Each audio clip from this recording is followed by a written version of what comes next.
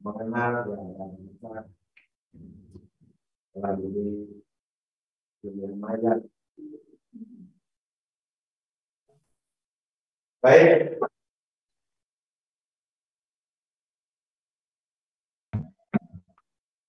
Tanpa sebenarnya kalau kita baik, kita mulai. Assalamualaikum warahmatullahi wabarakatuh. Selamat siang, salam sejahtera untuk kita semua. Yang saya hormati para dosen kampus kelas, Bapak Dr. Agrikultur Asetanang, Dr. Henry Bidani, Ibu Insinyur Kriminal MS, ada Pak Dr. Agus Suwarno, ada Pak Dr. Budi, ada Pak Dr. Bedi Rahmat, koordinator mata kuliah, Dr. dan Bapak Andrea, SPDMP. Ucapkan siang, salam sejahtera, mudah-mudahan pada siang hari ini kita diberi kesehatan.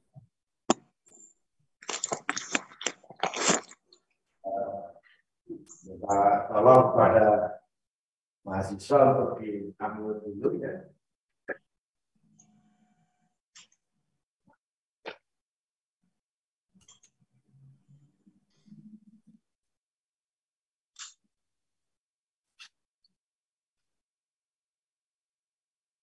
Baik,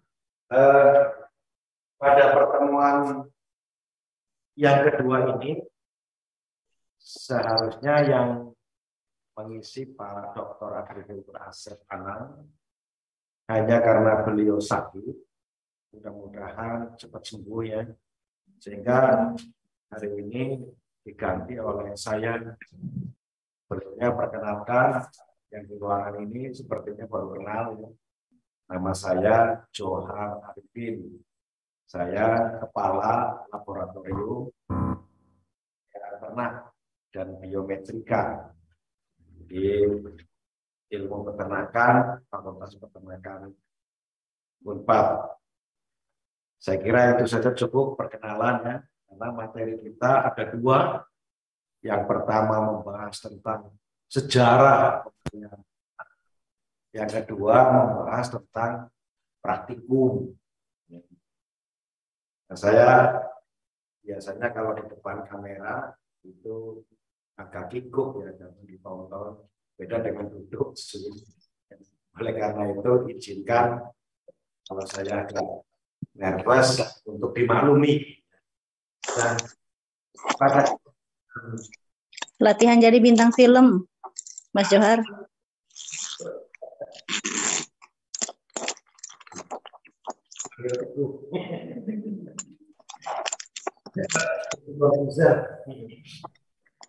Baik, pada pertemuan ini kita akan pengertian dan sejarah pemulihan.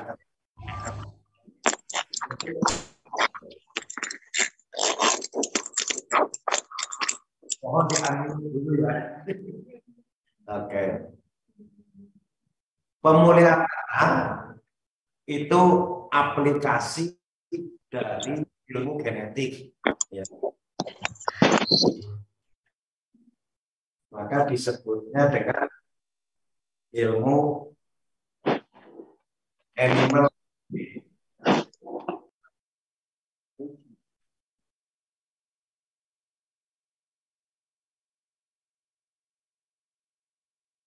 Ini apa namanya? Adriansa.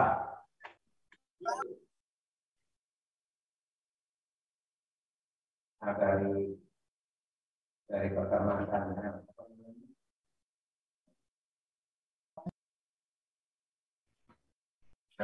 salam. Baik, pemulihan ternak atau animal breeding adalah pengembangan atau aplikasi dari ilmu genetik, ya, ilmu pewarisan sifat, bahwa di dalam sifat produksi itu ada yang diwariskan. Nah, sehingga ilmu ini bisa digunakan untuk meningkatkan produksi ternak seperti itu. Ya, produksi ternak itu meningkat karena adanya perbaikan mutu genetik. Ya, perbaikan mutu genetik. Nah, berbicara tentang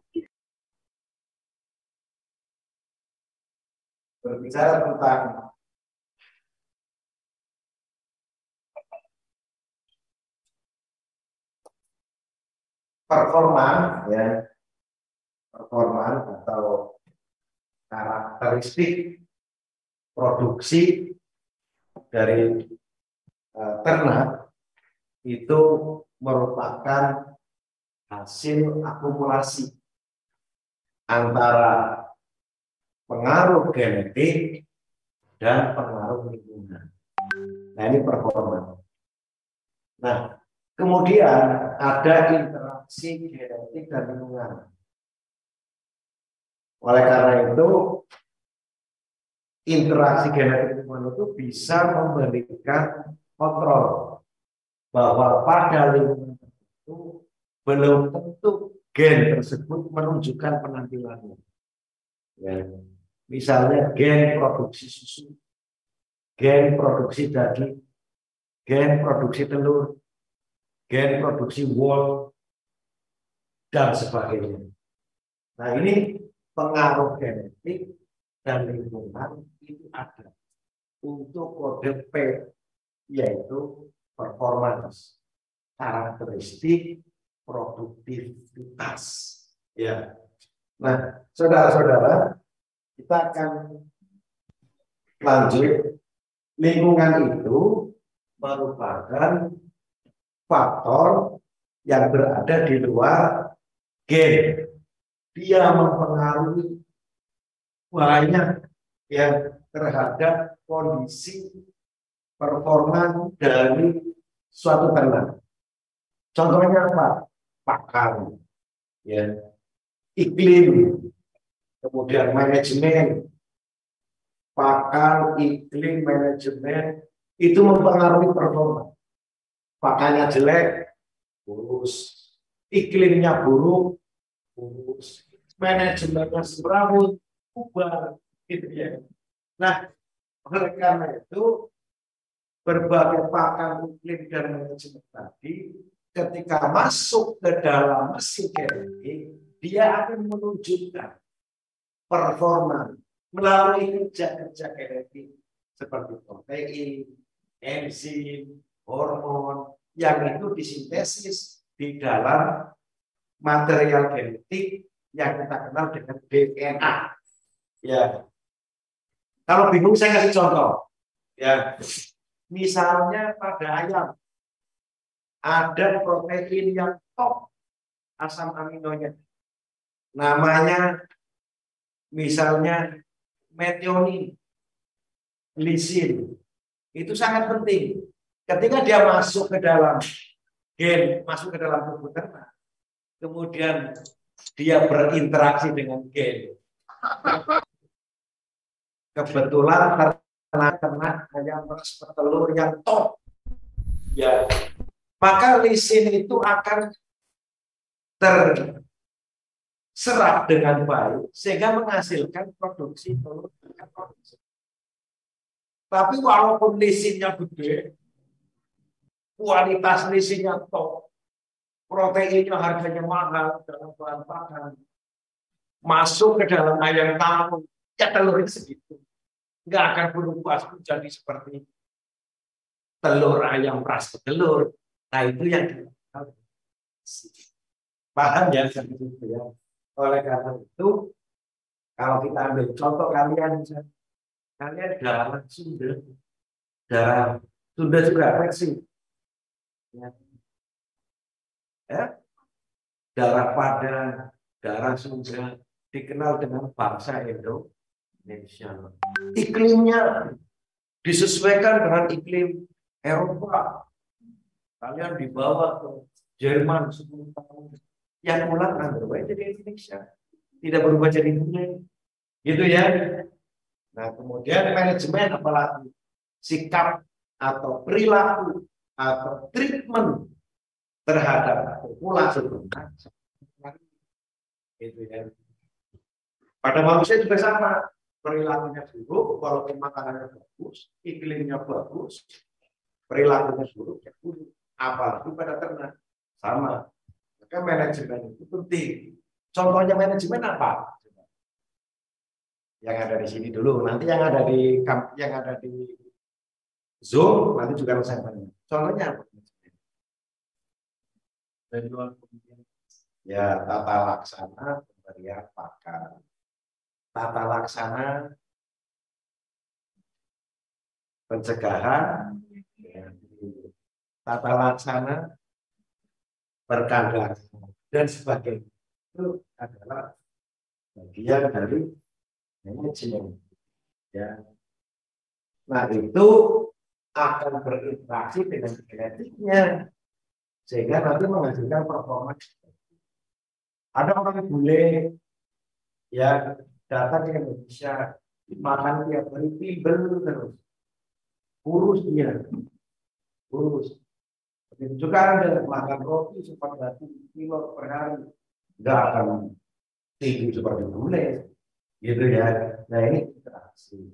Oleh karena itu, ilmu pemulihan alternatif itu memberikan pengetahuan bagaimana cara meningkatkan produktivitas ternak yang dengan mengeksplor genetiknya dan secara cerdas mengatur lingkungan.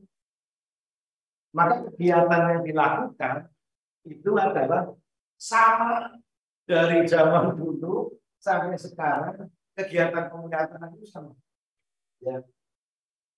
Yaitu bagaimana penyelesaian dan membuat sistem pertanian. Nah, ini caranya. Dengan melakukan seleksi, maka kita akan memilih ternak-ternak yang sesuai dengan keinginan kita atau keinginan pasar. Ya. Pasarnya sudah sapi putih, kita produksinya sapi merah, ya ditolak, harganya udah. Ya. Pasarnya suka ayam yang kurus, malah kita ayamnya gemuk. Nah itu seleksi. Lalu kemudian setelah diseleksi dikawinkan untuk mendapatkan pewarisan gen, sehingga pada produksi kedepannya apa yang kita cari itu akan kita dapatkan melalui seleksi, melalui sistem perkawinan.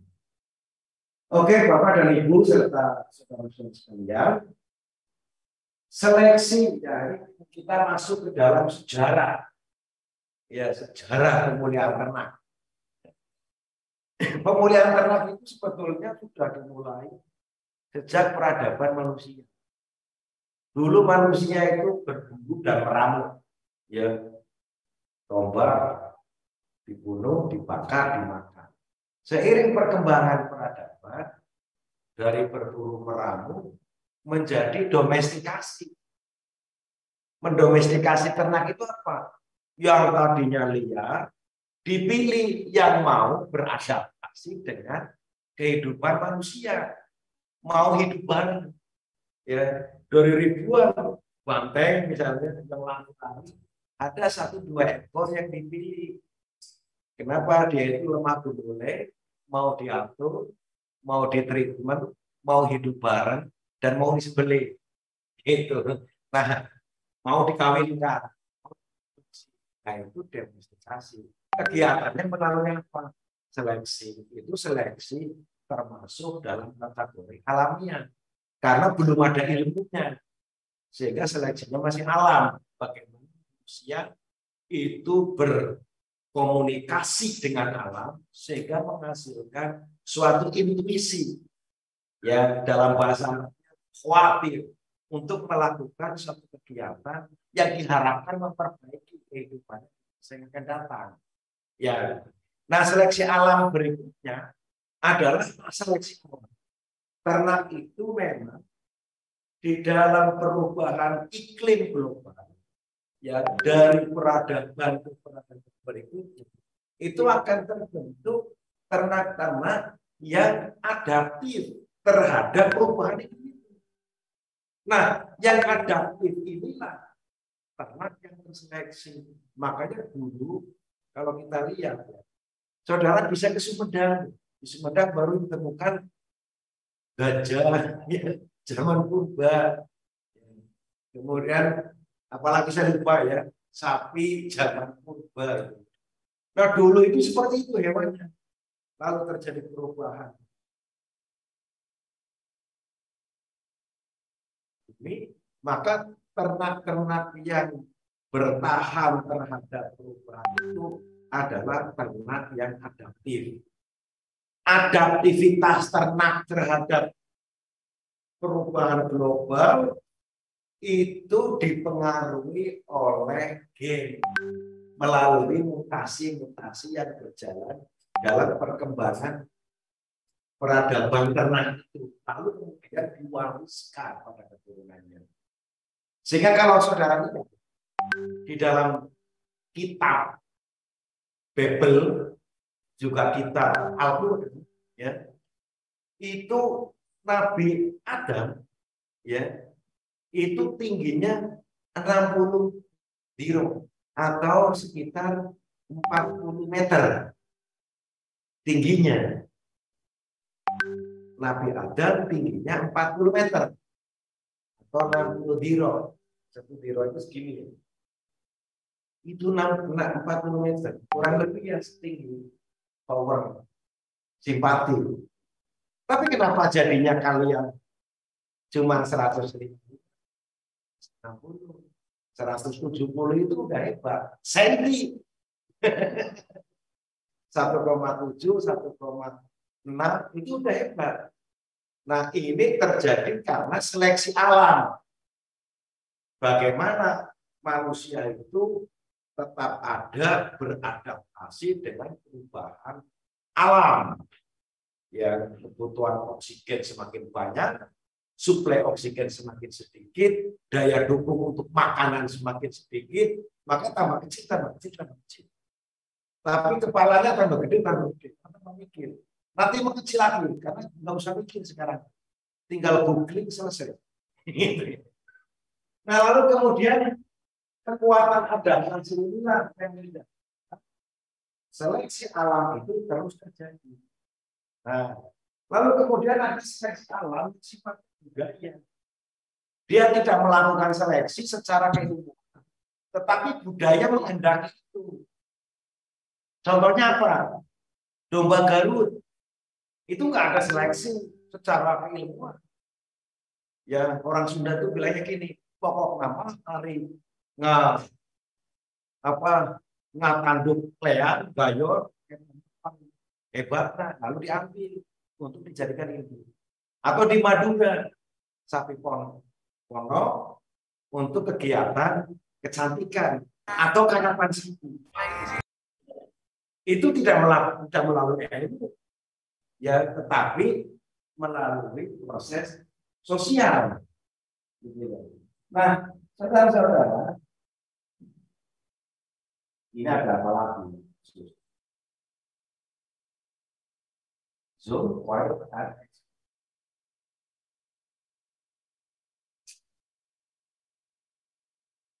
masuk ya, suara masuk ya.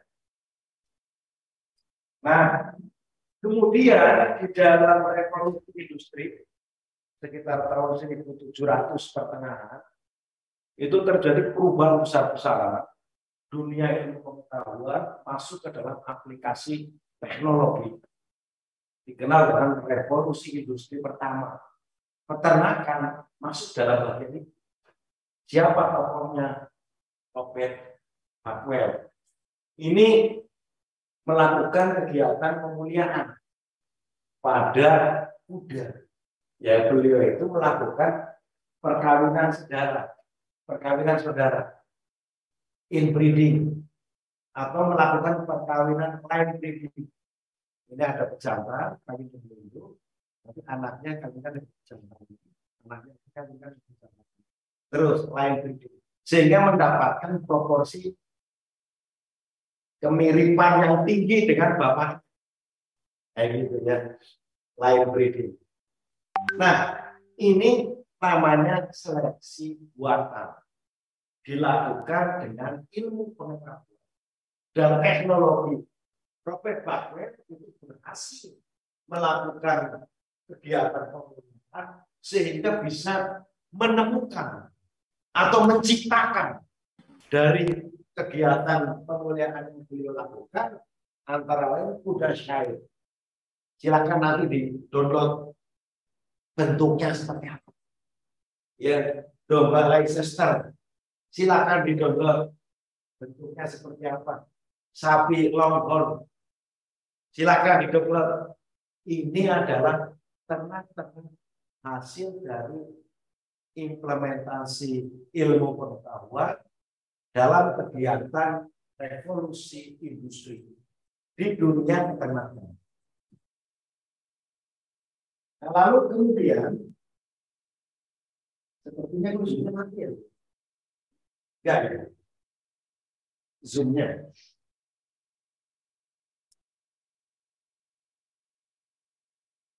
Saya mati.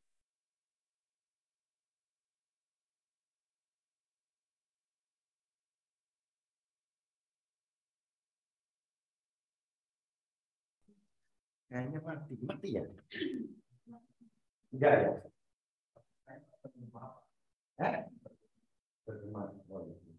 Bergema sama suara saya. Lalu fenomena apa yang terjadi ketika terbentuk pewarisan sifat? Gregor Mendel ini seorang kalau di Islam ulama, Kristen namanya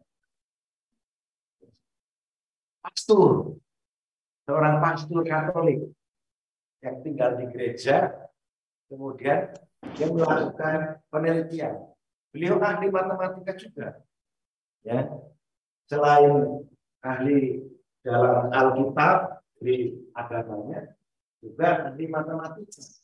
Nah, ketika melakukan perkawinan di dalam kacang kecil, itu menemukan fenomena yang terjadi dari proses pewarisan sifat.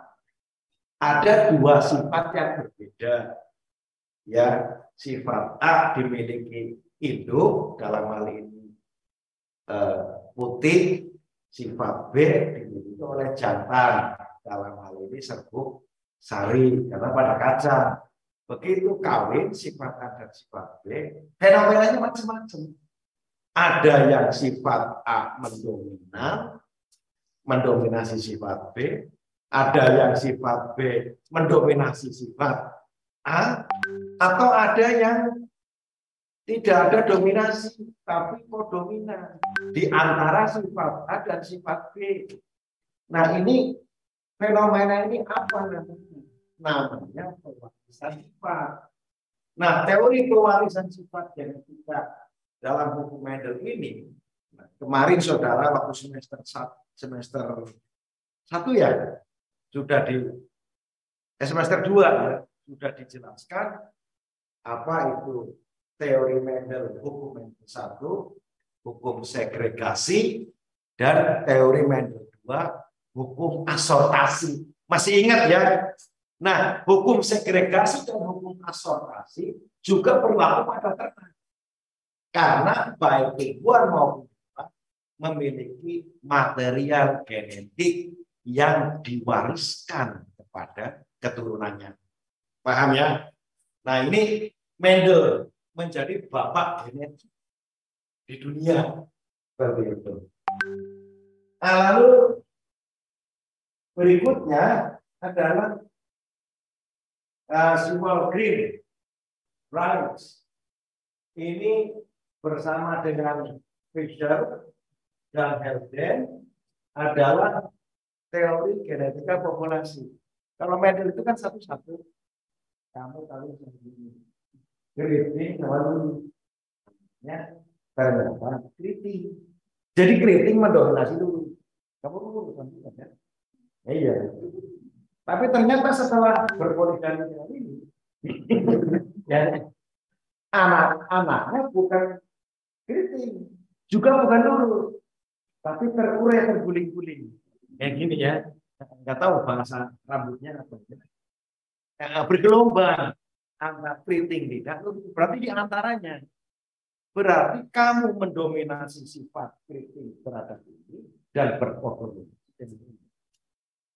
Kawinkan lagi itu belakang, rambutnya lurus.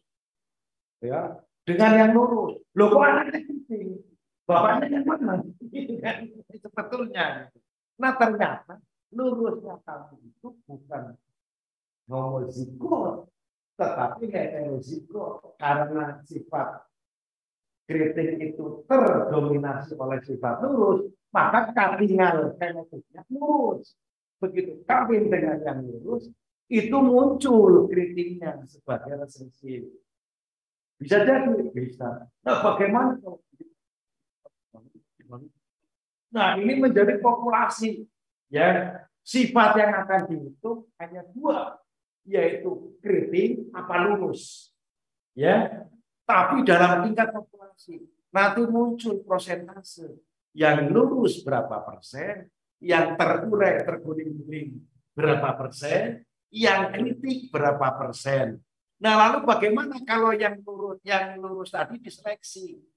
Ya, anak-anak ini dikawinkan lagi dan seterusnya. Itu nanti akan sebetulnya sudah dibahas dalam genetika populasi. Ini bapaknya. Ya, bersama dengan Fisher. Lalu kemudian dari genetika populasi itu Falconer itu mengembangkan. Nah, ini mantap pemulihan kita itu Falconer, yaitu genetika kuantitatif. Genetika kuantitatif itu adalah kebalikan dari genetika kualitatif. Saudara masih ingat ya perbedaan sifat kualitatif dan sifat kuantitatif? Sifat kualitatif dikendalikan oleh satu atau dua gen, ya kan? Sifat kualitatif tidak dipengaruhi lingkungan, ya. Terus apa lagi? Sifat kualitatif tidak bisa dihitung, hanya bisa dibedakan. Sifat kualitatif datanya bersifat diskrit, ya. Susah ya, tapi di sini ada.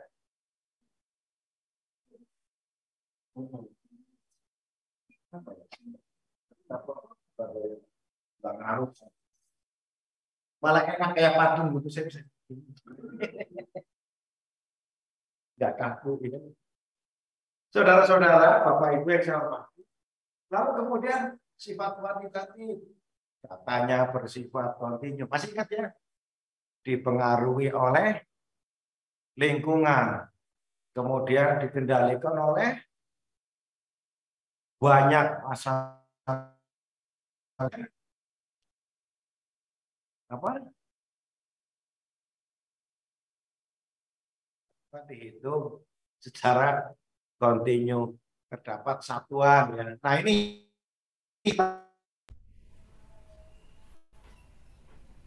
itu melakukan kegiatan pemulihan. Kenapa? Karena yang dicari oleh manusia di dalam produksi ternak itu adalah kuantitatif, sifat. Kebanyakan sifat kuantitatif. Contoh apa? Produksi susu kuantitatif kan? Ya, itu yang mempengaruhi apa produksi susu kita itu rendah. Kuantitatif. Produksi daging, macam-macam, produksi karkas, produksi apa namanya, proses rasio karkas dengan tulang. rasio non edible karkas dan edible karkas gitu ya. Kemudian produksi daging, produksi lemak, belum kandungan lemaknya, HDL, LDL dan sebagainya.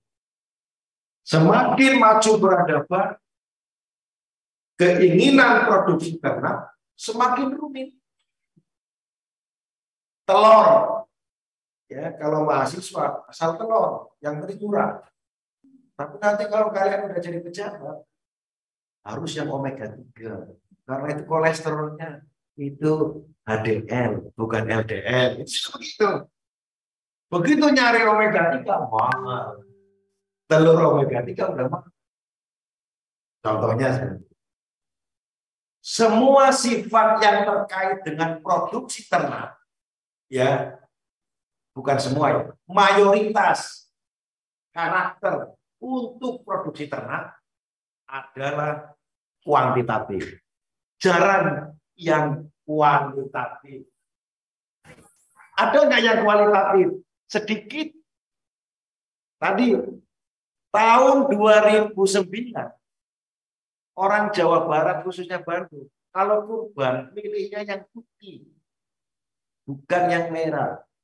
Sekarang nggak peduli putih, nggak peduli merah, yang penting murah, gitu ya. Itu. Domba Garut yang tanduknya gayor atau leang, ya.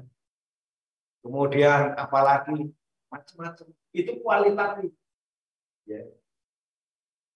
Tetapi dalam produksi karena kita itu ditugasi oleh umat manusia di dunia untuk mencukupi kebutuhan daging, telur, dan susu, semuanya itu adalah produksi yang bersifat kuantitatif. Nah, sehingga karena bersifat kuantitatif, maka di dalam genetika kuantitatif karena ada pengaruh genetik dan lingkungan, ada interaksinya, maka variasi-variasi yang timbul dari berbagai individu ternak dipelajari dalam kerangka genetik dan lingkungan serta interaksinya sekaligus. Maka dari situ ini paling berjasa. Meninggal belum lama, tahun 2004. Ya, belum lama. Gitu ya. Nah, kemudian Watson and Crick itu tahun 60-an, ya, itu mengembangkan ilmu pemulihan pada level yang lebih mendalam lagi, bukan genetika kuantitatif lagi, tetapi ke molekuler, yaitu DNA. Bahwa beberapa sifat produksi itu dikendalikan oleh DNA tertentu. Nah, DNA tertentunya itu yang dicari. Ya, DNA tertentunya itu yang dicari. Contoh, saudara pernah lihat sapi Belgian? Pernah? Belum? Pernah? Yang pernah lihat angkat jari, walaupun gambar. Gambar ya. Yang lain belum ya. Coba dibuka sapi Belgian gambarnya coba. Ya. Di rumah yang di zoom coba dibuka gambarnya JPG Belgian Blue, ya, Belgian sapi Belgian Blue sudah ngomong nah itu bobotnya di atas 1,2 ton rata-rata itu di atas 1,2 ton pada jantan. Pada betina itu di atas 900 sampai 1 ton. 900 kilo sampai 1 ton. Gede-gede banget itu. Nah, itu diwariskan. Tetapi ada gen yang mengendalikan itu.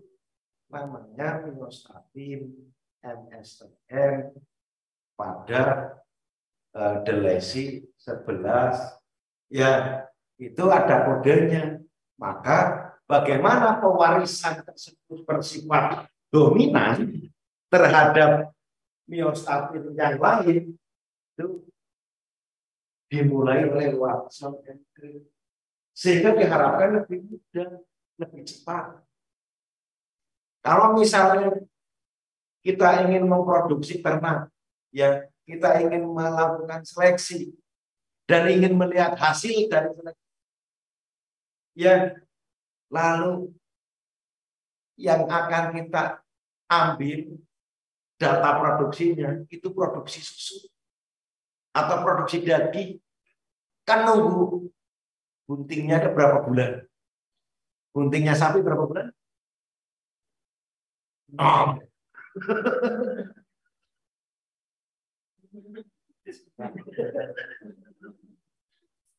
6 bulan kambing, 9 bulan lebih sampai 10 bulan, kerbau bisa 10 bulan. Buntingnya aja udah 9 bulan. Nanti dari pedet sampai dewasa butuh waktu 2 tahun, kadang 2 tahun setengah. Jadi 3,4 tahun untuk mendapatkan bagaimana gen tersebut atau sifat produksi yang dimiliki tetua itu ada di anak-anaknya. Butuh waktu lama. Maka banyak yang tidak tertarik untuk memproduksi bibit unggul sapi di Indonesia. Lama. Butuh waktu yang banyak. Kalau Australia iya, ratusan tahun. Ya, sapi ratusan tahun. Terus data itu nggak hilang. Ya. Nah, kalau dengan ditemukannya dengan yang dilakukan Watson ini diharapkan, walaupun sampai sekarang belum maksimal gitu di perusahaan, diharapkan dari pedet saja. Ngerti pedet? Kalau anak itu apa?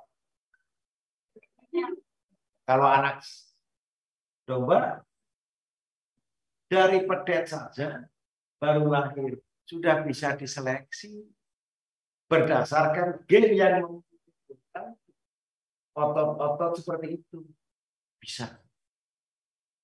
Ya, tidak nunggu gede terus paling pelan-pelan, enggak. Dari pedet sudah bisa diseleksi. Oh, ini yang nanti gedenya bakal ini, yang tidak. Lebih cepat, walaupun prakteknya masih mahal.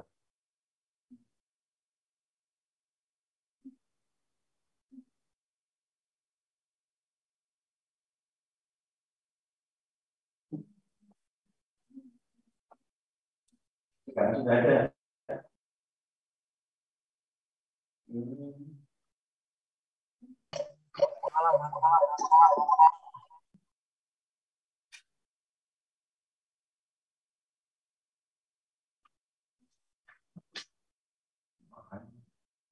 Nah,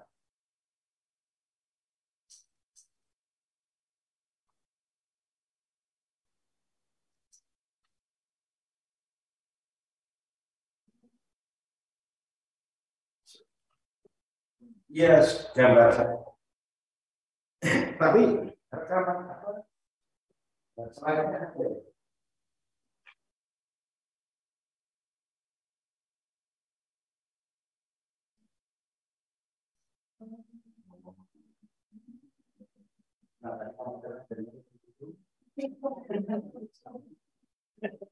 Oke, ini kameranya yang ngikutin saya lagi ya.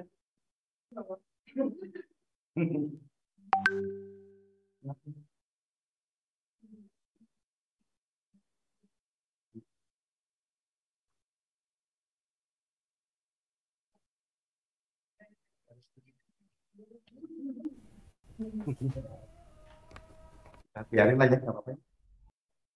Oke, mari kita lihat ini sapi perah. Sapi perah ini, nah, FH ya. Ya, produksi susunya ya dalam 50 tahun terakhir itu ya, atau 100 tahun terakhir naiknya 300%. Tapi populasinya menurun. Kenapa populasi menurun, terutama di Jawa Barat? Ya kandangnya sudah berubah jadi rumah. Alih fungsi lahan itu paling banyak terjadi. Ya di Pangalengan, ya. Di mana? Lembang. Punya anak 4, nikah semua, minta rumah semua ke indung bapak. Udah kandang dirobohin jadi rumah. Ya. Yang kedua, lahan pengembalaannya, lahan rumputnya. Daripada capek-capek mending dijual. Perusahaan yang di bidang ini sulit mencari lahan. Banyak kebentur, nyari di tempat yang kosong, panas. Maka jalan satu-satunya, biarin produk jumlah sapinya sedikit. Yang penting produksinya. Ya, Anda tahu filosofi laki-laki sekarang seperti saya. Nggak perlu istri 4, tapi istri 1 rasa 4. Paham ya? Nggak perlu sapi 4, tapi sapi 1 produksinya sama dengan banyak susunya. Ya, produksinya tinggi. Itu. Jangan istri 4, tapi istri 1 rasa 4. Waktu pelihara ya babi dulu itu lama, sekarang 50% itu sudah pendek. Ya, feed konversinya itu turun sampai 300%. Kalau dulu untuk 1 ekor itu berapa kilo, sekarang dengan pakan sedikit sudah mengembang badannya. Nanti kalau yang tertarik babi bisa sama saya. Pasaulan gitu ya. Berat sapi pada sapi potong naik. Sapi itu apa? Setelah sapi itu apa sapi?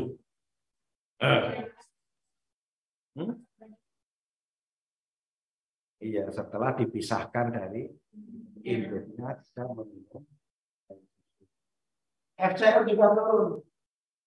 Bobot potongnya naik. Ini perkembangan teknologi dalam implementasi ilmu pemulihan ternak hari ini luar biasa. Nah gitu. Hari ini luar biasa. Saudara, nanti kita akan lihat lagi.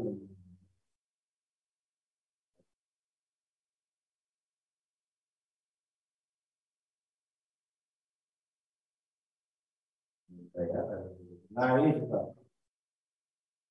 Di Austria ya, produksi susu ya tahun 88 sampai 2007 terjadi kenaikan. Yang dulu 88 itu 5,5, tahun 2007 itu 8,2. Ya, di UK juga ya, UK itu naik per tahunnya itu 50%. Di Amerika juga lebih tinggi kenaikan produksi susunya. Semakin tahun semakin meningkat produksinya. Ya. Nah, itu kenapa? Karena perbaikan genetik. Ya. Ketat di dalam melakukan seleksi dan sistem perkawinan untuk mendapatkan generasi yang lebih baik dari sebelumnya. Mendapatkan generasi lagi yang lebih baik dari sebelumnya, nenek kakeknya. Mendapatkan generasi lagi yang lebih baik dari uyutnya. Itu terus terjadi. Bagaimana dengan manusia? Harusnya seperti itu. Ya, ke depan semakin baik. Jangan ke depan semakin buruk. Ya. Lihat surat An-Nisa ayat 9. Itu ilmu pemuliaan. Wal yakhshalladzina law taraku min khalfihim dzurriyyatan bi'afa. Dan hendaklah kalian mawas diri, jangan meninggalkan generasi yang lemah. Generasi yang kita tinggalkan harus lebih kuat daripada generasi sebelumnya. Kuat karakternya, kuat fisiknya, kuat mentalnya. Ya. Sekarang kan enggak kebanyakan. Bapaknya dulu prihatin, kuliah di Unpad, jalan kaki. Ya. Anaknya nge-grab. Ya. Dulu kuliah keras. Kalau saya dulu S1-nya nggak di sini, di Purwokerto. Ngambil 2 sarjana. Gitu. Sininya keras. Karena pakai sepeda. Sepeda. Keringat bercucuran. Giliran jatuhnya ke anak, suruh pakai sepeda, nggak mau. Dan capek Pak. Harusnya manusia tidak sama. Demikian juga kita lihat produksi susu di Amerika ya. Tahun 40 ya, produksi susunya bandingkan dengan tahun 2010. Coba bayangkan. Ya. Jumlah sapinya dulu banyak, tapi kemudian semakin lama jumlah sapinya menurun di Amerika. Dengan alih fungsi lahan. Ya. Tetapi produksinya dulu itu hanya 2.500. Ya. Jadi biarin produksi menurun, biarin populasi menurun. Tetapi produksi setiap generasinya harus meningkat. Kayak gitu ya. Nanti bisa dilakukan di Amerika. Karena memang Amerika itu kemampuan yang luar biasa.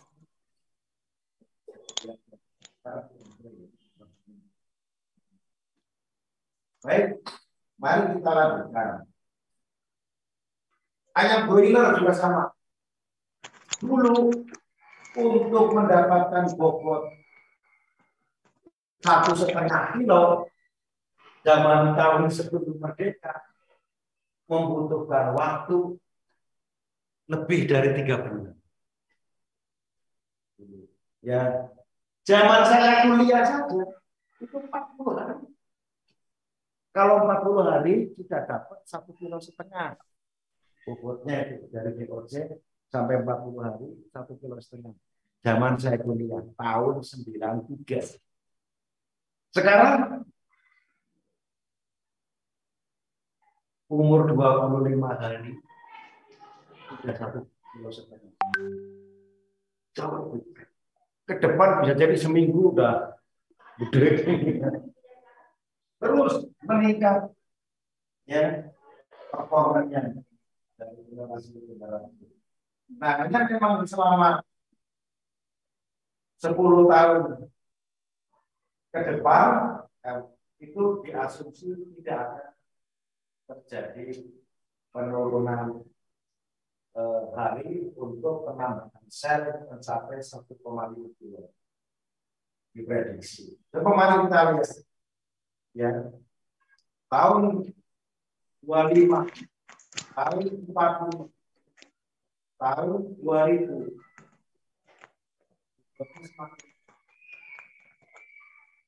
ini terjadi kematiannya semakin menurun.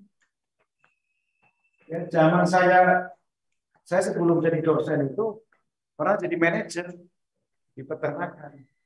Itu kematian terbaik ya selama untuk mencapai 1,5 kilo. Kematian terbaik itu 8%. Sekarang tidak bisa. Padahal baru kemarin rasanya ya tahun 2001-2002 itu saya jadi manajer. Itu top kalau bisa 8% kematian dari 100 ekor yang mati. Sekarang banyak yang 100 ekor selamat. Ya, tingkat kematiannya menurun, produksinya meningkat. Kenapa? Karena ada seleksi dan seleksi untuk menghasilkan bibit-bibit induk dan pejantan yang nanti anaknya itu lebih hebat dari generasi sebelumnya.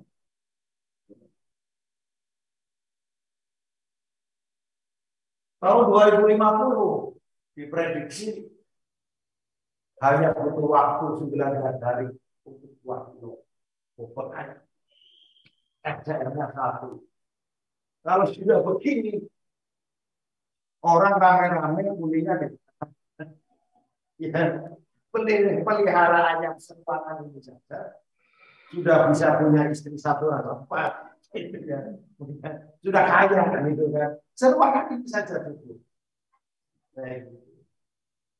Dan ketika akan mencapai ini, Anda sedang berada di puncak umur produktif, di puncak bonus demografi.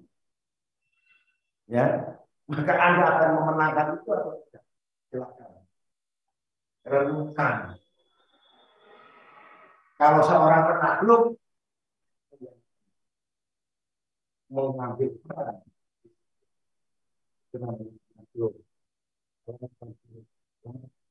apa namanya kumahang kewek, gitu kan? Ya. Nah dari sini nanti ilmu akan digali. Seorang penakluk, ya, saya kasih nasihat dikit nggak apa-apa ya. Ya, kata Nabi, man aroda dunia wa alal itu. Barang siapa yang ingin menaklukkan dunia, bukan dengan otot, ya, bukan dengan otot. Contohnya, saya itu jualan silat, tapi aku pakai itu. Nyatanya bukan penakluk. Sang penakluk di dunia peternakan bukan seperti itu. Ini dengan berarti bukan otot. Yang sang penakluk peternakan adalah orang yang menguasai ilmu tersebut. Gitu. Mau nggak jadi penakluk? Mentok jadi penakluk suami. Baik, kita lanjut. Ini yang perkembangan luar biasa di dunia ayam. Tahun 2007, ini bobot Indonesia itu meningkat. Tahun 2005, umur 56 tahun, bobot 4,2. Tahun 2008, ini yang membuat Indonesia mengalami kecukupan daging, kecukupan protein. Tingkat konsumsi protein di Indonesia meningkat tajam gara-gara ini. Dulu kenapa enggak? Karena satu, ayam-ayam yang seperti itu sampai ke Indonesia, ya kan? Yang kedua, ayam kampung tidak diapa-apa. Tidak ada introduksi terhadap ayam kampung supaya seperti ini, tidak ada. Sampai hari ini. Makanya dulu tahun 78, 79, yang namanya makan daging itu istimewa. Kapan saya makan daging? Ada dua kemungkinan. Kalau ada selamatan, ya. Yang kedua kalau lagi sakit, ada yang makan itu si Johar, ya. Dipotongin ayam saja, ya. Supaya mau makan, itu aja.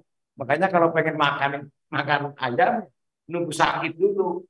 Coba sekarang disuruh makan ayam, pada nggak mau. Itunya ayam itu bukan makanan istimewa, tetapi karena kebutuhan protein untuk belajar, ya, maka paksakan makan ayam banyak-banyak. Murah. sudah dibakar hanya 6.000 bisa dimamori. Sudah digoreng. Ada yang 5.000 gitu ya. Sudah digoreng. Apa itu belinya mentah, ya, dibakar sendiri, digoreng sendiri. Itu tentunya. Lalu berikutnya, ya, kalau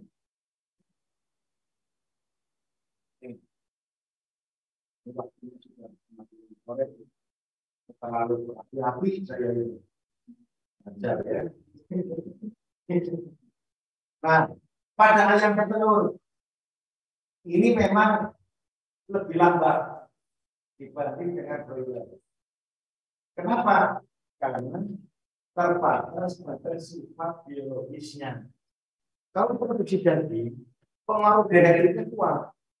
Tapi kalau produksi telur, pengaruh lingkungannya kuat.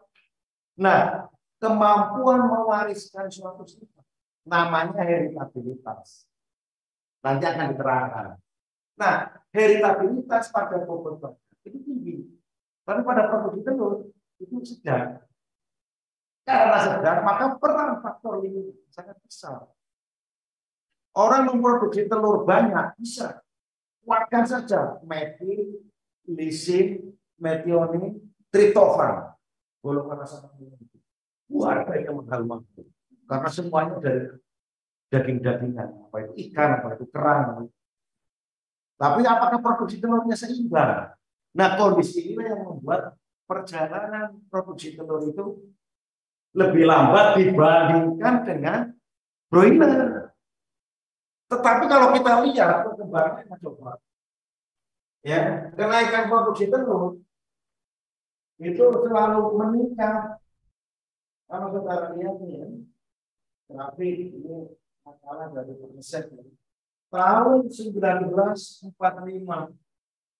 ya, dalam 1 tahun itu di bawah 200 butir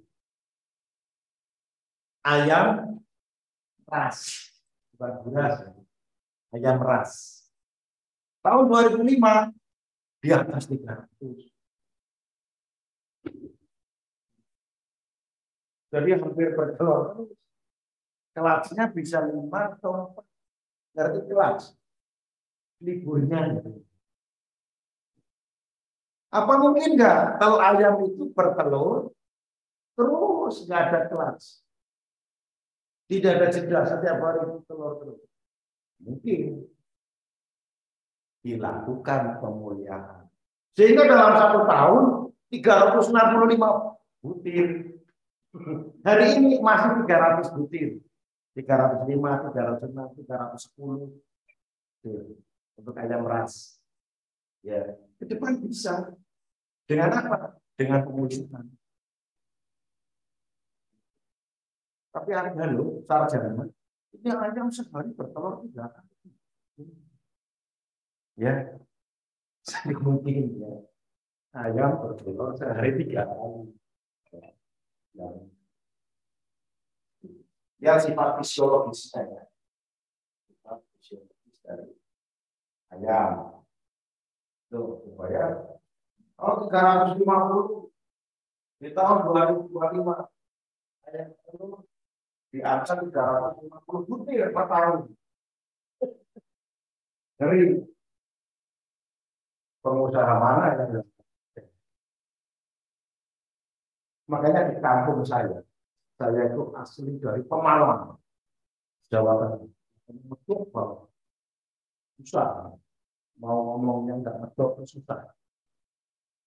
Di Pemalang itu sawah-sawah sekarang dirubah jadi kandang ayam petelur. Kapan-kapan main lah. Lihat kandang ayam petelur banyak sekali. Nanti mandi di pantai. Gitu.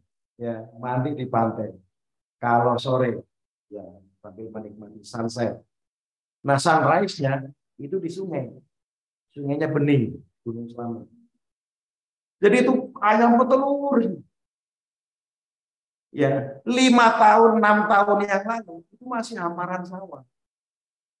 Begitu sekarang sudah hamparan kandang ayam petelur. Ya, kenapa? Kebutuhannya tinggi. Ya, sekarang harga telur di TV lagi ngomong, harga kebutuhan pokok beli naik, BBM sudah naik. Bagi pengusaha peternakan, ketika harga ayam ekor harga telur seperti ini, diem. Ya, yang penting zakatnya dibayar.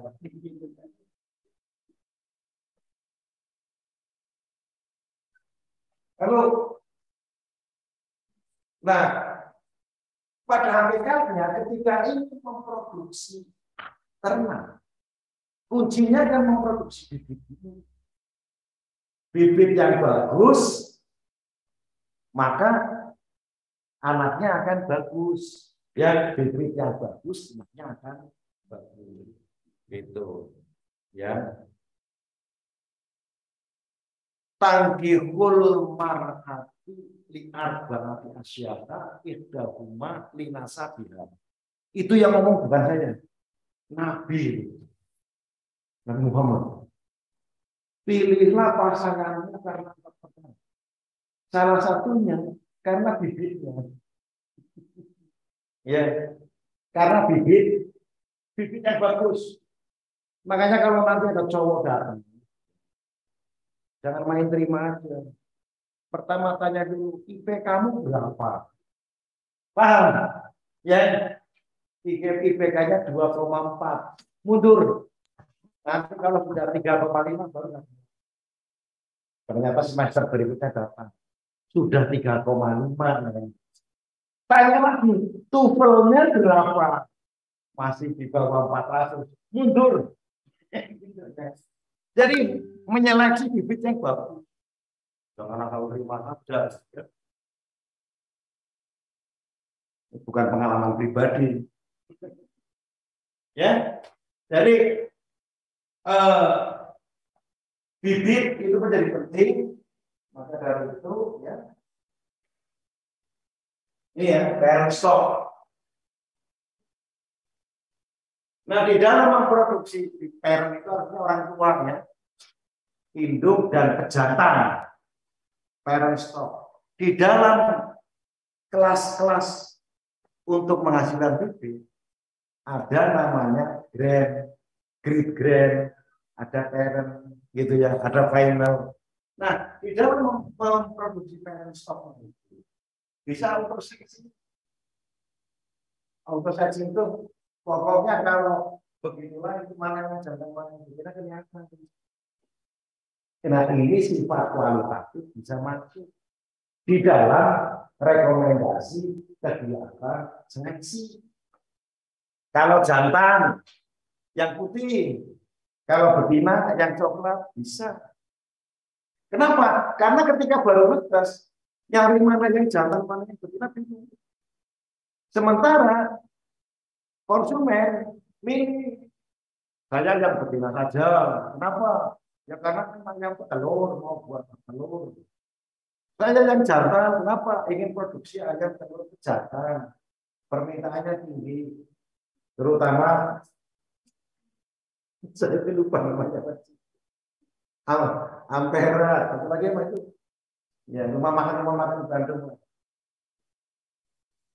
Ampera, satu lagi. Itu ayam pejantan dari ayam telur. Nah, itu bisa memproduksi itu. Sehingga ke depan lebih efisien. Mudah-mudahan kalian paham maksudnya ya, tapi pelan-pelan. Hanya berdaging, tapi sudah ya. Nah, oleh karena itu, ternyata kegiatan pemulihan hakikatnya adalah perbaikan produktivitas. Perbaikan produktivitas diharapkan produksi ternaknya meningkat. Ya, melalui peran genetik dan lingkungan. Maka disebut dengan perbaikan mutu genetik. Perbaikan lingkungan mah gampang. Papan asal bagus, panggang asal bagus, manajemen asal bagus, tarian asal bagus, yang obatnya bagus. Perbaikan mutu genetik dilakukan hanya melalui pemuliaan. Tidak melalui pemulihan ternak, nggak bisa perbaikan mutu genetik untuk produktivitas, nggak bisa. Oleh karena itu, banyak ilmu yang kita pakai, yang utamanya adalah bagaimana genetika kuantitatif itu dikuasai. Genetika kuantitatif itu, ya, genetika kuantitatif nanti akan menemukan jantan unggul, betina unggul dikawinkan, ya. Embrionya bisa dikloning. Coba banyak. Cloning alat untuk membantu pemulihan. Kemudian marker, tadi DNA membantu pemulihan. Pemisahan seks spermatozoa. Ya, contoh kemarin saya ngamuk, jangan sampai ada pejantan Belgian belum masuk Jawa Barat. Itu merusak sapi populasi sapi yang ada di Jawa Barat. Maka kemudian direkom sperma yang masuk ke Jawa Barat, ya, sperma yang masuk ke Jawa Barat itu sperma yang kalau nanti menghasilkan betina, tetapi betinanya itu mandul, langsung dipotong kalau udah gede, gitu. Nah, sperma yang jantan juga dipotong, anaknya nanti dipotong, bukan untuk bibit, gitu ya. Karena bahaya kalau bibit. Ini banyak cerita. Ya, saya kan sering loh, ada yang dari Indramayu. Ya, orang Indramayu jadi TKW ya kawin sama orang yang begitu punya anak, bayinya udah banget, nggak bisa keluar, akhirnya disesar. In vitro manipulation, perkawinan in vitro, ya. Sperma, ovum dikawinkan di sebung. Nanti setelah gede dalam tahap. Jadi masih ingat nggak tahapan-tahapan pembentukan embrio setelah fertilisasi? Setelah fertilisasi terbentuk apa? Zigot. Zigot kemudian berkembang sekian jam menjadi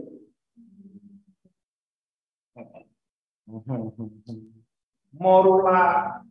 Ya, setelah morula kemudian jadi blastosit 1, kemudian blastosit 2 sampai blastosit 4, baru terakhir kemudian membentuk gastrula, embrio. Nah, pada tahap blastosit itu dipotong-potong, nanti berkembang lagi ya, sampai menjadi embrio, baru ditanam. Nanti suruh pada beranak, kembar anaknya, ya, rame gitu ya. Nah, kemudian untuk menunjang bagaimana ternak yang unggul tadi cepat berproduksi, sehingga penyebaran bibit itu bagus. Banyak kegiatan superovulasi, ya, supaya anaknya kembar-kembar, supaya ovumnya itu banyak yang dibuang, sehingga twin atau triplet atau kuartet, ya, transfer inti bisa, ya, transfer embrio, manipulasi gen, inseminasi buatan, semuanya itu adalah alat untuk memanfaatkan ternak bibit hasil pemuliaan agar sukses di dalam produksi berikutnya. Ya, jadi itu alat. Ini udah terbentuk nih unggul. Kalau kawinnya alam, sayang banget aku. Ya, mending dilakukan IB minimal. Satu betik, satu pejantan unggul bisa ngawinin ribuan betina. Ya, makanya ada pejantan unggul ciptaan saya, Bu Heni dan kawan-kawannya di Ciamis. Nanti bisa dilihat di internet ada. Ada 4 ekor sapi Pasundan. Itu diambil spermanya, disebar ke seluruh Jawa Barat. Pejantan unggul. Mawinin banyak betina. Sebetulnya bisa setelah dikawini, diambil embrionya, dipotong-potong, kembangin lagi, sebar lagi ke betina yang lain. Ya, sehingga pemanfaatan dari ternak unggul ini lebih maksimal dengan teknologi. Makanya teknologi reproduksi itu kalian harus menguasai cara paling kali di YouTube cara melahirkan. Jangan mainan TikTok kata terus. Yo. TikTok terus. TikTok pinggir. Itu ya. Atau yang lagi viral apa itu? Tiara.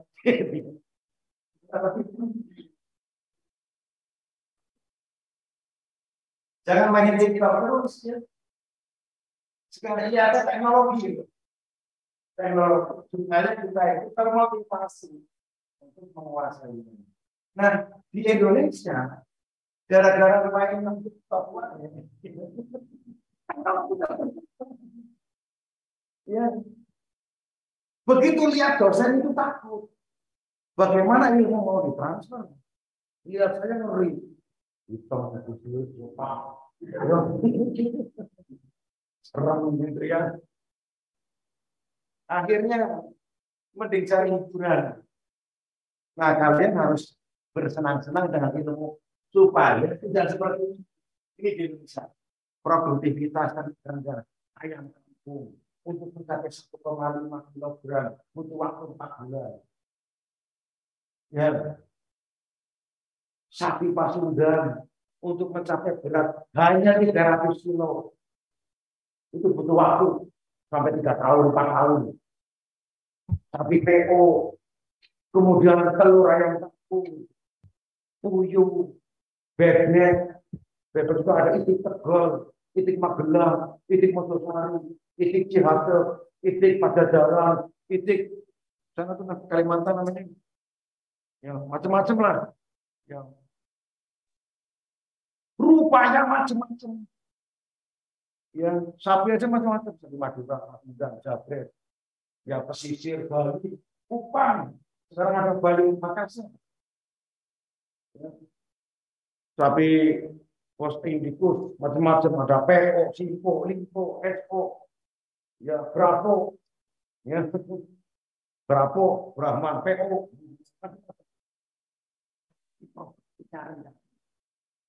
Ayam kampung, ayam sentul, ayam waren, ayam jali, ayam kerawang, ayam apa lagi? Burung juga macam-macam, ada burung malih, ada burung gagak, ada burung buri, babi apalagi, waduh, banyak sekali itu. Saya itu melihat babi itu dari Medan, Kalimantan, Sulawesi, Maluku, Papua, sini beda-beda. Ya. Ada yang mukanya cabi, ada yang mukanya tirus, macam-macam. Tapi semuanya produksinya rendah. Kalah dengan yang ada di barat. Kalah dengan yang ada di barat. Kalah dengan yang di barat. Kenapa produksi ternak di kita rendah? Satu, keinginan peternak atau masyarakat. Masyarakat itu ada peternak rakyat, ada peternak kelas menengah, ada peternak pengusaha, tidak tertarik dalam dunia pemulihan ternak lokal dalam pembibitan.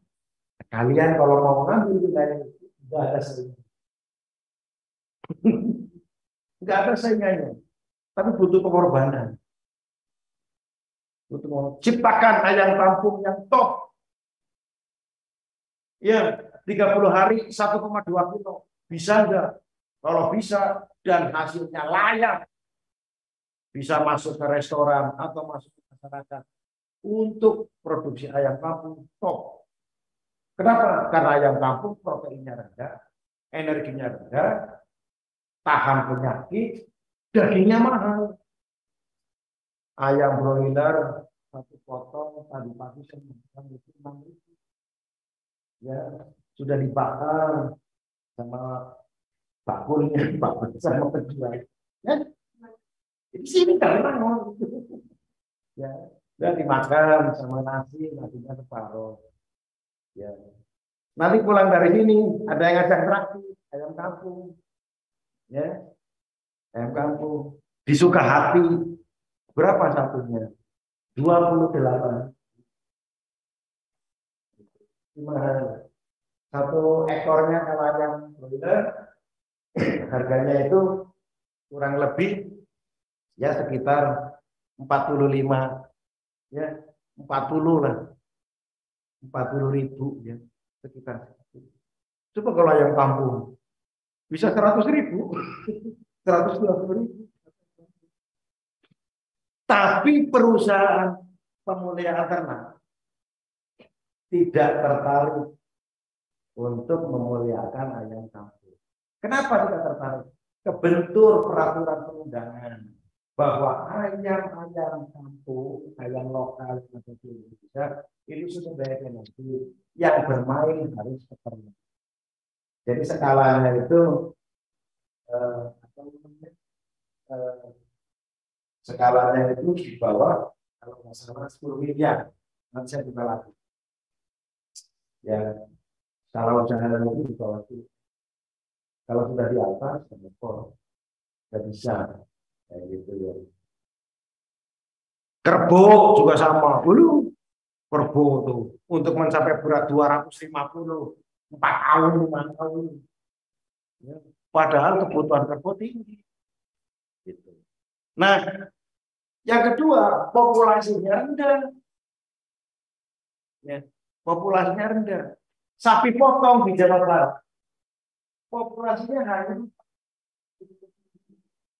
ekor. Padahal kebutuhannya dalam 1 tahun 1.200.000. Kekurangannya dari mana? Dari Jawa Tengah, dari Jawa Timur. Seperti itu. Yang dari cinta zaman DIY, yang itu kalau kiai yang dikejar-kejar DIY pengen selamat, ngumpet bareng dengan situ. Jadi sudah ada cerita sapi dari Jawa Timur, Jawa Tengah, ke Jawa Barat. Sudah ada cerita dari zaman itu. Sampai sekarang masih begitu. Kebutuhan di atas 1,2 juta, populasi hanya 400. Kekurangannya dari Jawa Tengah, Jawa Timur. Sisa kekurangannya itu di mana? 28% kekurangan di Jawa Barat impor ke Australia, ke Brazil, baik impor sapi bakalan, impor daging. Populasinya ada. Gimana meningkatkan populasi? Tentunya dengan pemuliaan dan keterlibatan orang. Kalau di Jepang untuk meningkatkan jumlah pembibit sapi yang pemulihan sapi itu ada alisannya. Dan ini apa? Diskusi tentang itu, tukar data, share data, dan seterusnya. Di sini nggak terbangun seperti itu. Malah kalau di Jawa Barat peternak yang pembibit itu, namanya peternak untuk produksi kedelai. Itu kalau misalnya lain gampang gitu, itu dicari. Ini nanti buat jantan untuk tahu seperti itu.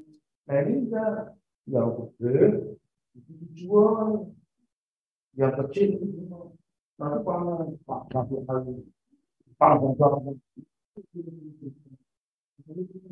materi kan yang bagus malah bilang pas dari bakso jenis ya material yang jelek dipertahankan itu namanya seleksi. Ada yang cantik yang jelek ya kalau pada manusia Sebab cantik itu tidak ada. Pak ini Pak suami yang jelek. Karena jelek itu awet. Kalau ganteng itu relatif, jelek mutlak. Ya. Yang kedua, aman. Coba punya suami kan. Baru nongkrong di trotoar. Ya. Coba punya istri jelek. Jam 2 malam di terminal Cicahem. Ya. Jangankan supir angkot, beda aja nanti. Ini aman, mutlak, awet. Ya.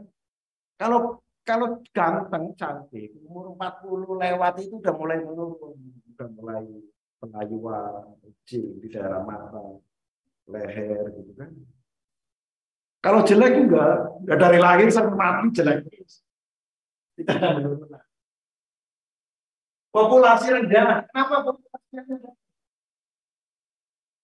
Yaitu produksi dari ternak-ternak lokal kita, baik berupa telur, dia cepet ataupun buder, itu tidak sebaik ternak-ternak yang ada di tanah Eropa, tanah Amerika, tanah Australia. Nah, ini menjadi PR bagi kita semua. Ya, mau nggak kalian menjadi petarung akan sulit. Kalau mau stop, baru sekarang ada satu setro, ada yang berani 50 juta. Padahal belum tentu nanti ketika kita mampu memproduksi bibit yang unggul. Lalu kemudian yang kedua, orang-orang hebat di Indonesia itu lebih memilih tinggal di luar negeri.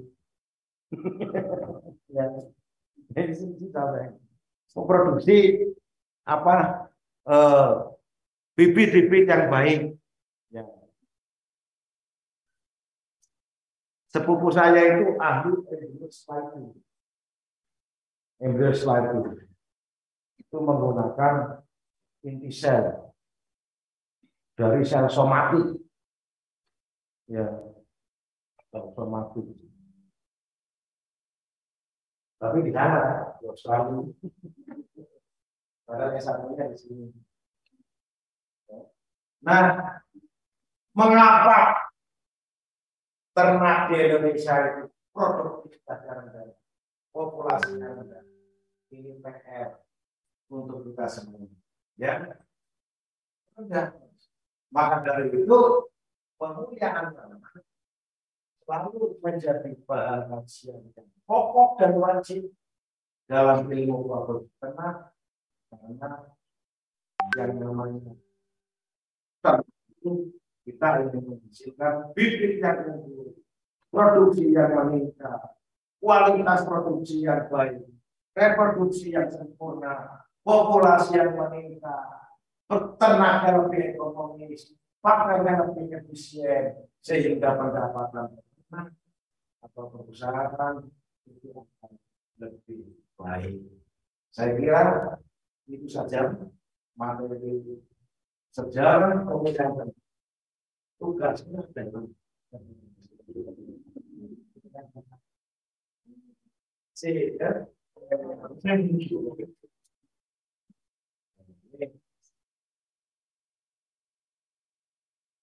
oke, hari ini adalah materinya penjelasan modul dan merangkum sejarah pemulihan ternak. Apa yang saya sampaikan tadi antara rangkum dalam sebuah makalah. Ya, kalau pakai bahasa Indonesia, ini praktikumnya. Kalau sempurna, nilainya bagus. Kalau pakai bahasa Inggris, akan lebih bagus. Ya, kita kan udah internasional. Lalu kemudian merangkum sejarah, bagaimana sejarah kemuliaan mulai dari tadi saya cerita ketika manusia mulai membangun peradaban dengan mendomestikasi sampai hari ini dan ke depan kita bisa membaca ya bagaimana produksi ternak pada berbagai komoditas itu selalu meningkat, dan itu bukan karena faktor pakannya, tetapi memang genetiknya selalu. Nah, sejarah itu bisa ditulis menjadi rangkaian yang indah. Mengapa sejarah itu penting? Ya, sebelum mempelajari dalam, karena orang ingin tahu sesuatu itu harus tahu sejarahnya. Ya, kamu kalau kenalan dulu SMA-nya pada tahun. Itu sejarahnya kan kita tahu. Nah, lalu kemudian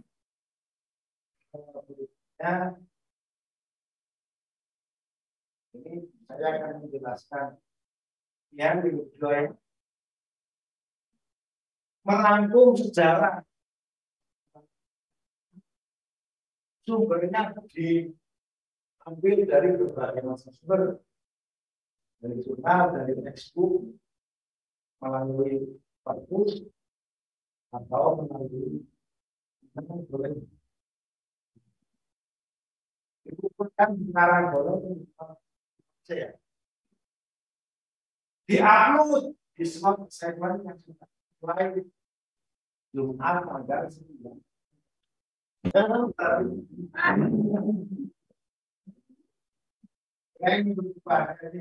adalah yang bikin lah.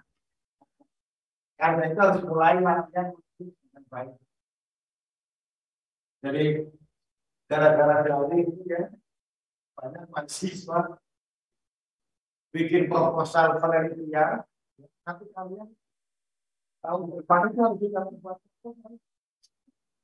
proposal untuk beli. Ya Allah, tadi malam saya sampai bapaknya nungguin anaknya sampai lelah gitu. Saya ngajar bahasa Indonesia. Apa kalimat aku, apa kalimat pasti, apa kata depan, apa kata sambung, apa paragraf induktif, apa paragraf reduktif. Jadi diulangi lagi. Karena tulisannya berantakan sekali. Dan itu 4 mahasiswa. Makanya saya hari ini lelah gitu ya. Aku lelah gitu. Sampai malam orang tuanya sampai ini kalau nggak diberesin, nggak ngerti. Menulis karya ilmiah itu kalimat pasti, bukan kalimat arti. Ya. Nah ini kenapa? Karena maklum selama COVID itu ada 1 semester kita banyak kemakluman, gitu ya. Karena masih adaptasi. Sekarang nggak ada adaptasi, sudah masuk dalam hasil seleksi. Ya.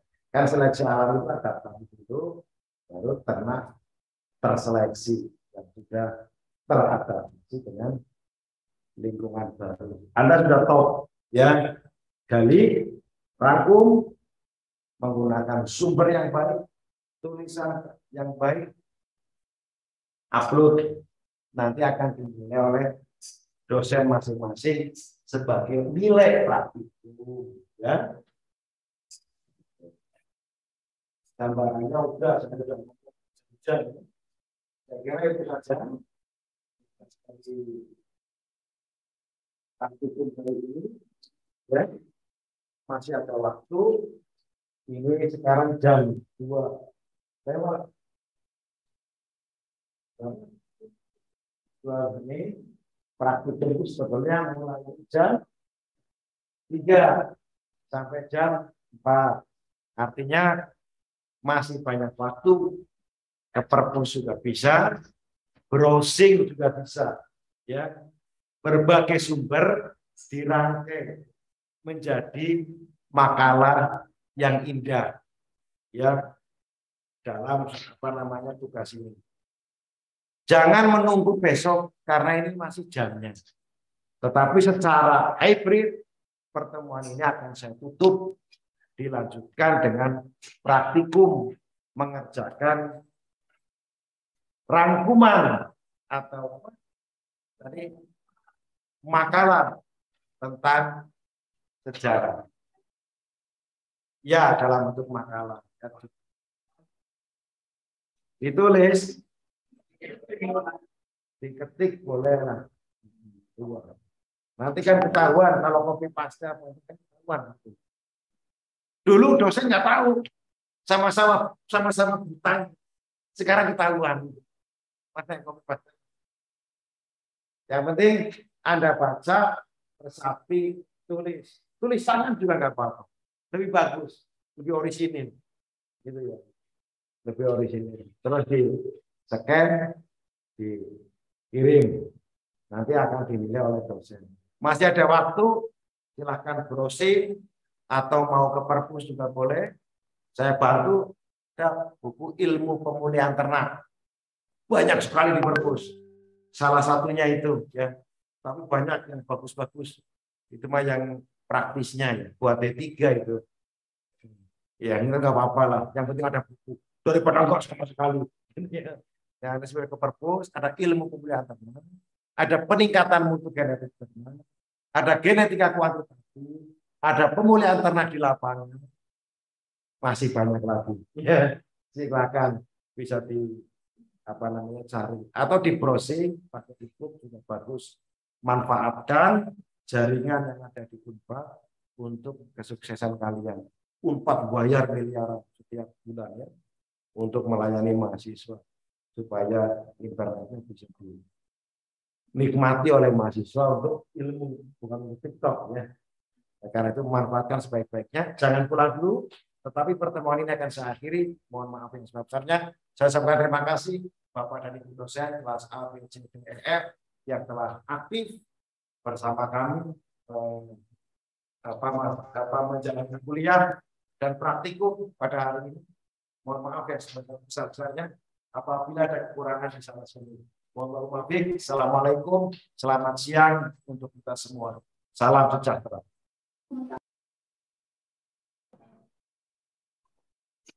Waalaikumsalam warahmatullahi wabarakatuh. Waalaikumsalam warahmatullahi Terima kasih banyak, Pak. Terima kasih, Pak. Terima kasih banyak, Pak. Thank you. Pak, Bu. Terima kasih banyak, Pak. Kita dulu ya. Selamat bekerja. Ya, selalu di laptop. Terima kasih, Pak.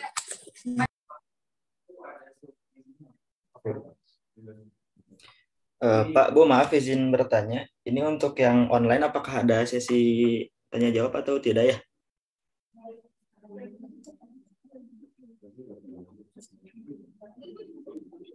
Oh, Mak, Anda kalau mau tanya jawab, kalau ada yang bertanya silahkan. Silahkan ada yang mau ditanyakan.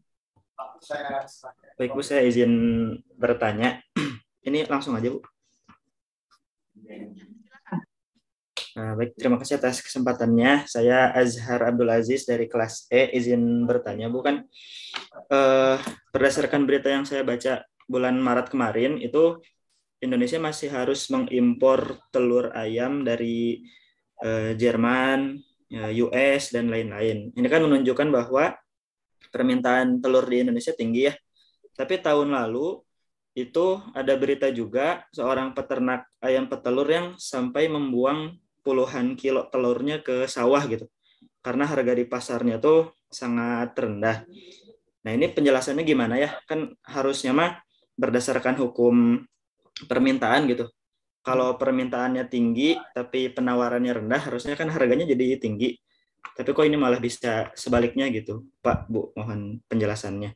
Terima kasih.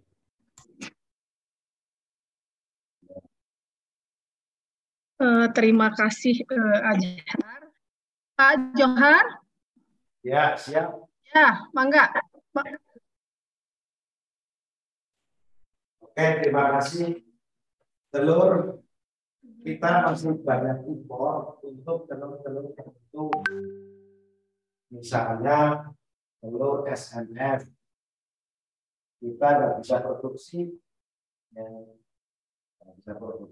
karena memang persyaratannya seperti telur yang nanti untuk media produksi obat-obatan seperti vaksin, obat cacing, antibiotik, itu kalau itu membutuhkan media sehingga itu masih impor. Ya. Terkait dengan peternak yang suka buang-buang telur, itu mah kasuistik, ya, itu mah hanya ingin viral saja, ya seperti itu, hanya ingin viral. Memang betul di dalam 1 tahun itu permintaan telur ada kalanya naik, ada kalanya turun. Seorang sarjana harus bisa cerdas membaca realitas. Bulan-bulan tertentu harga permintaan telur. Misalnya bulan Safar rendah, ya. Bulan Muharram rendah. Bulan Ramadan naik. Ya, bulan Idul Fitri, ya, bulan Syawal naik. Ya. Nanti bulan Dzulhijjah turun lagi. Musim kurban orang malas makan telur. 3 hari makan daging full, otomatis produksi telur itu akan numpuk di gudang. Maka harga akan turun pada pasca tasret. Itu dibaca, ya, dibaca itu fenomena itu. Itu baru fenomena fluktuasi permintaan dalam 1 tahun. Belum fluktuasi harga pakan dalam 1 tahun. Ya, tadi saya cerita faktor lingkungan dalam ayam banyak.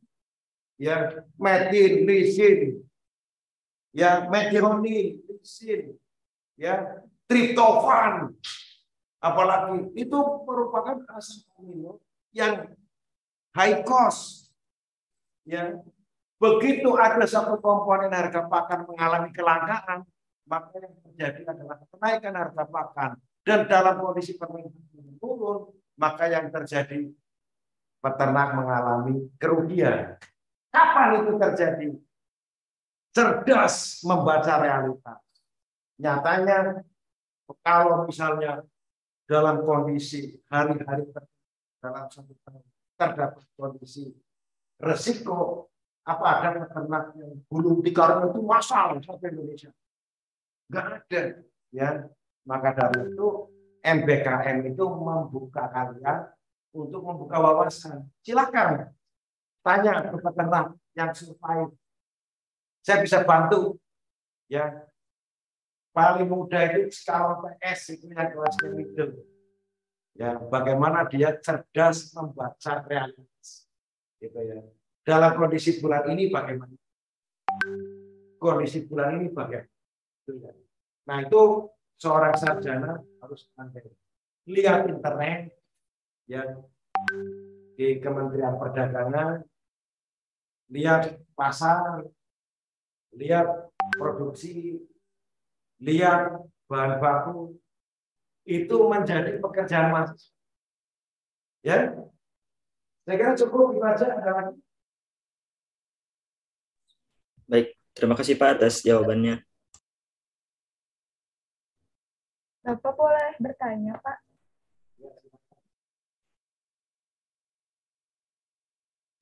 Ya, silakan Alfa.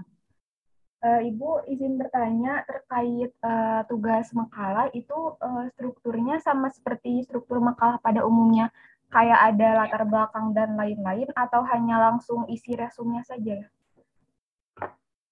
Itu bagaimana yang jawab? Baik, jadi untuk makalah sejarah perkembangan pemuliaan ternak langsung ke isinya saja, ya. Langsung ke isinya saja, tidak perlu ada pendahuluan. Jadi ceritakan bagaimana perjalanan lahirnya ilmu pemuliaan sampai dengan perkembangannya sekarang bagaimana teknologi untuk pemuliaan itu berkembang, gitu ya. Tidak perlu ada pendahuluan, gitu ya. Langsung ke materinya, ya. Baik Ibu, terima kasih.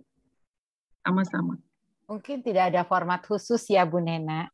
Ya, tidak ada format khusus, langsung aja ke pembahasannya, ya. Anda merangkum dari beberapa literatur, ya, beberapa sumber. Baik, Ibu.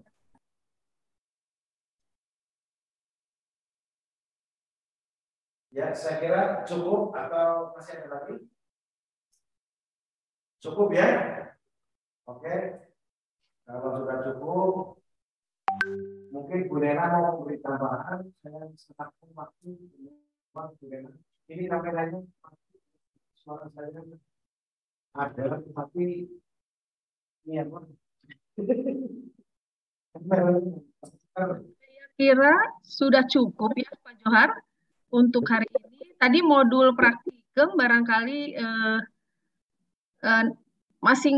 Anda sudah bisa mendownload ya.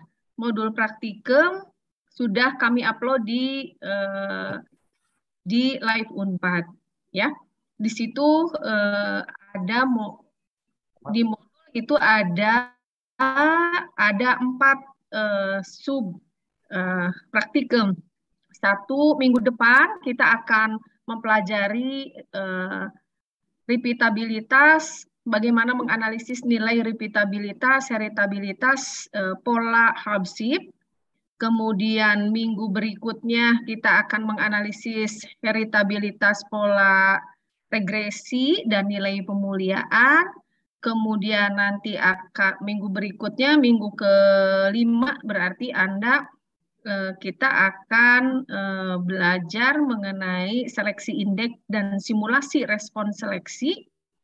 Dan minggu ke-6 kita akan praktikum mengenai evaluasi hasil persilangan. Di modul sudah ada. Nah, untuk tahun ini modulnya kita padatkan karena memang pemuliaan semester ini kita padatkan materinya dengan manajemen pemuliaan. Sehingga materi praktikumnya cukup padat. Ya, nanti silahkan Anda baca modul praktikumnya, mulai dari ada landasan teoritisnya, ada ya alat itu kita sama. Maksudnya karena ini praktikum kering, ya, jadi kita hanya simulasi aja, mengotak-atik data saja, ya.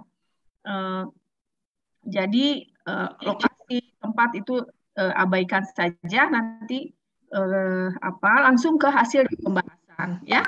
Nah, di pembahasan nanti diberikan contoh cara menghitungnya ya. Cara menghitungnya seperti apa, ada contohnya. Nah, nanti kami akan memberikan setiap kelompok data untuk dikerjakan sesuai dengan contoh di setiap bab gitu ya. Silakan pelajari dulu.